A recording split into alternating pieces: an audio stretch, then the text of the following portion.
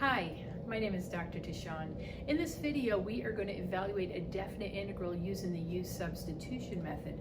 So take a look at the example over here on the board. We're going to integrate from 2 to 5 x over radical x minus 1 dx. Let's start by integrating. So we're going to use U substitution. We need to let U equal an expression in this integrand. Now we always let U equal the inner part of a composite function. The inner part of a composite function is either a quantity inside a parentheses or the quantity under the radical. And we have a quantity under a radical here. It's in the denominator. So we're going to let U equal for this problem x minus 1. U is x minus 1, the inner part of a composite function. All right, and then what we do next, once we identify what U is, we're going to get our differential. Our differential du, differential is going to be the derivative of this expression, which is just 1, and then that gets multiplied by dx, okay? So our differential is going to be 1 times dx, all right?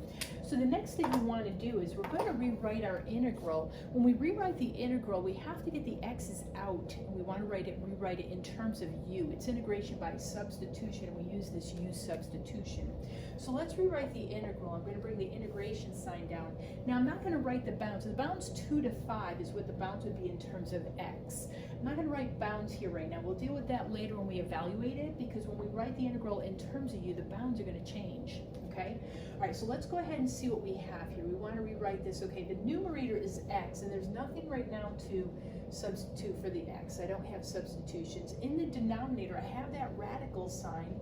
So let me bring the radical sign, and then x minus 1, that's my U substitution. So let's put a U in here. And then dx, our dx substitution is going to be du.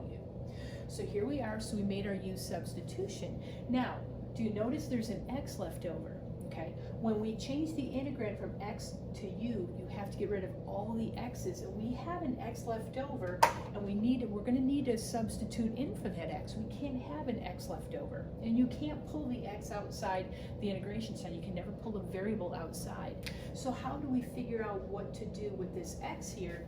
Well, you're going to come up here to what your U substitution is. U is x minus 1, and we're going to solve for x so we can back substitute in. Okay, isolate the x. How can I get the x by itself? Add 1 to both sides. Okay, so x is going to be u plus 1. Okay, and that substitution is going to be needed to be made right here. All right, so let's go ahead and make that substitution.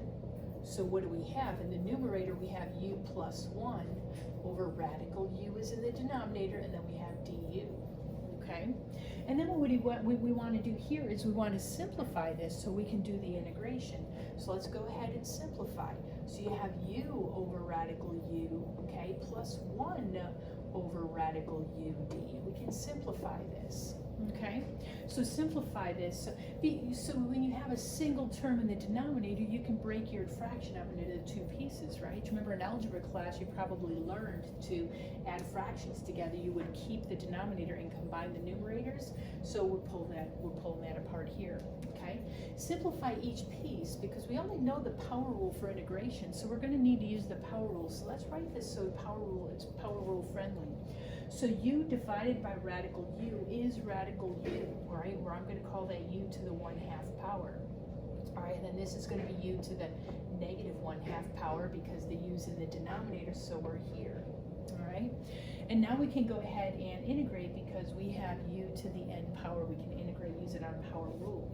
Integrate u to the 1/2. Be careful with these fraction exponents, okay? So when you're integrating it, you're going to add 1 to the exponent. So take 1/2 and add 1. So it's going to be u to the 3/2. All right? And then instead of putting over 3/2, instead of dividing by the fraction, I multiply by the reciprocal. So 2/3 u to the 3/2 when you integrate the first term. All right? Next term, integrate u to the negative 1/2. Okay, add 1 to that exponent. That's going to be a positive 1/2 when you add 1 to that exponent. Okay, and then instead of over 1/2, we're going to multiply by the reciprocal of 1/2, multiply by 2 over 1. So here's what we end up getting. This is what we get when we do the integration. It's not our answer yet, but we did the integration. Not going to put a plus c on here. We don't need a constant of integration because we are evaluating a definite integral. We have bounds. All right. Okay, so we want to go ahead next and we want to evaluate. So you're going to integrate first. All right, and now we want to evaluate. So to evaluate, we've got two methods we can use for this, okay? We can leave it in terms of u to evaluate, but we would have to change these bounds and not use the 2 to 5, okay? Or we can actually change back to x and use the 2 to 5 bounds. We're gonna go through each of these two methods, all right? So let's do the evaluation now. There's two ways to evaluate. Okay, so method one. So method one will actually use the bounds 2 to 5 and change it back to x. Method two, all right, we'll do the evaluation in terms of u, just so you can see both ways. All right. So method one. So what do we have here? So we have 2/3. Okay, u to the 3/2, right? Plus 2u to the 1/2. That's what we have here. Okay, so this is the expression that we have, all right? So method one, let's say that we want to use the bounds 2 to 5. We want to evaluate this from 2 to 5. Well, okay, but 2 to 5 are the bounds we have to use with x's, not with u's, all right? So if you want to use the bounds 2 to 5, that's fine, but you're going to have to rewrite this. You're going to have to take 2/3 times u to the 3/2, okay, plus 2 times u to the 1/2, all right? So, and we're going to have to take the u's in this expression. Take the u's, and what is u? X minus 1. Take the u back to x minus 1. Take the u back to x minus 1, okay?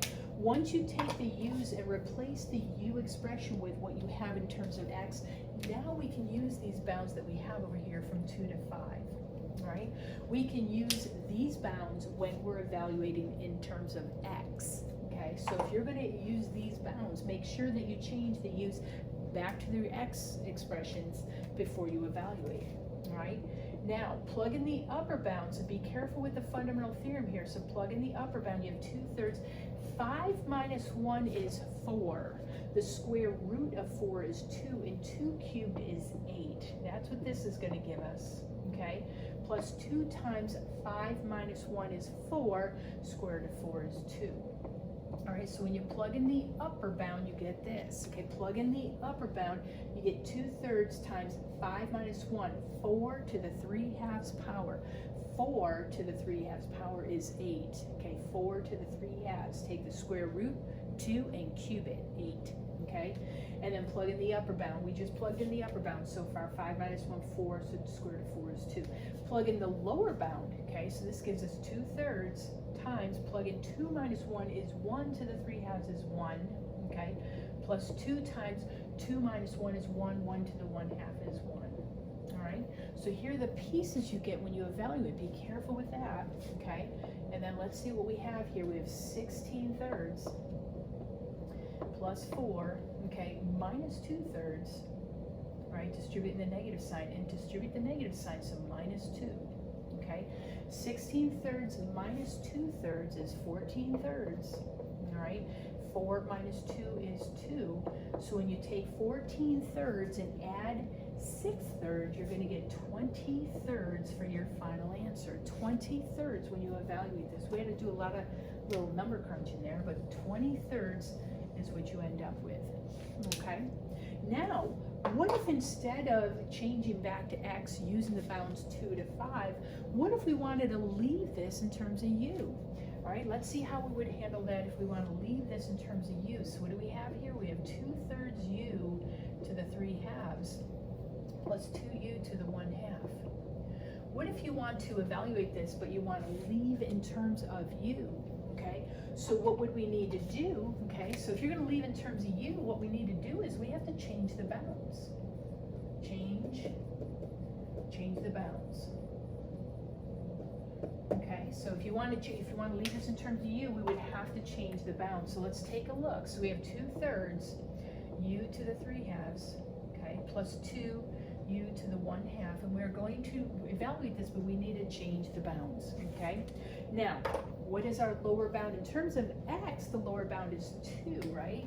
So when x is 2, the lower bound in terms of x is 2. So what is our u bound? Well, the lower bound in terms of x is 2. To get the u bound, you got to take the x and take 1 away. So to get the lower bound in terms of u is take one away from the x. That's what our rule is, okay? The rule, the U substitution, that's the rule for the integrand as well as for changing the bounds, okay? So the lower bound in terms of x is 2. To get the lower bound in terms of u, you're going to take the x bound and take 1 away. All right, so what do we have? X is, so you take 2 minus 1, so the lower bound in terms of u would be 1, okay? So in terms of x, the lower bound is 2, but in terms of u, the lower bound is 1. Okay, let's see what the upper bound is, okay? And the upper bound in terms of x, when x is 5, okay, the upper bound in terms of x is 5. When x is 5, how do I get the u bound? To get the u bound, you can take the x bound and take 1 away. So to get the u bound, you're going to take the x bound and take 1 away. To get the u bound, it's going to be 5 minus 1. The u bound, the upper bound would be 4, okay? So the bounds in terms of u are going to be 1 to 4. In terms of x, the bounds go from 2 to 5, but in terms of u, the bounds go from 1 to 4, all right? So now let's leave the expression in terms of u, and let's use the fundamental theorem of calculus to evaluate this when it's in terms of u. Okay, so you're going to plug in the upper bound. So you have 2/3 times 4 to the 3/2, okay? And then that's the upper bound plus 2, all right? So plugging in the upper bound plus 2 times 4 to the 1/2, okay? Minus, and then when you plug in the lower bound to these two terms, you get 2/3, okay, times 1 to the 3/2, all right? Plus 2 times 1 to the 1/2. So a lot of numbers here. It's extending across the board.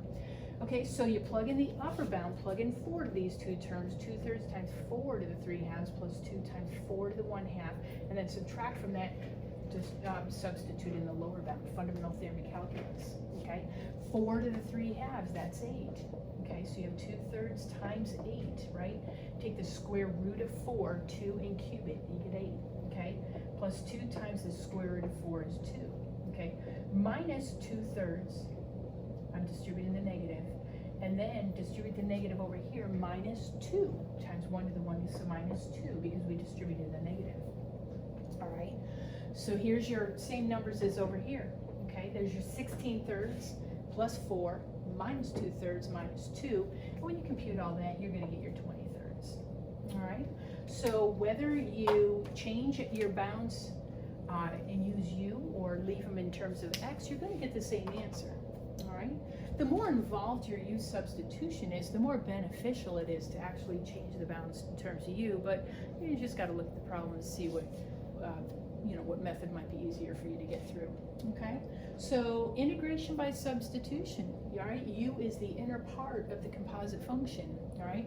Then get the differential, make your substitutions. If there's an x left over, you've got to back substitute in, all right? And once you do the evaluation, integrate the, get your integration done, then you actually need to use the fundamental theorem of calculus to evaluate. And you have two methods to do that. You can take your u's, change them back to your x's and use the bounds that are given to you, or if you want to leave in terms of u, okay, beneficial when this is more involved, if you want to leave in terms of u, don't forget to change the bounds, okay? Okay, so I hope this all helps. Integration by substitution, thank you so much, appreciate it.